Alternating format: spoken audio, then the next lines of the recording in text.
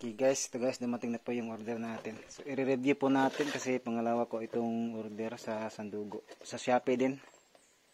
Bitas-bitas na yung isa kong in-order, dito pakita natin. So ayan, ito po yung una kong order dati Nabitas doon sa, galing ako sa Pungon kasi maputik. Tagal na to, mga mag 2 years na to. Sobra pa nga, sobrang 2 years. Pag legit, ito kasi yung, pag legit siya, ito yun. Malambot yung spike niya. Kasi pag yung mga local, yung mga tag 100-200 lang na Sandugo, matigas po yung dito, hindi po rubber, parang plastic na matigas.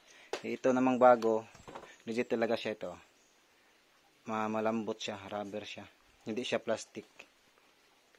So akala ko ma-scam na naman ako tulad nung order ng kapitbahay namin na backpack na bag ang dumating. Parang lagyan na ng buwang at saka may baunan pa ng tubig at saka kanin. Ito. Para legit po siya, legit.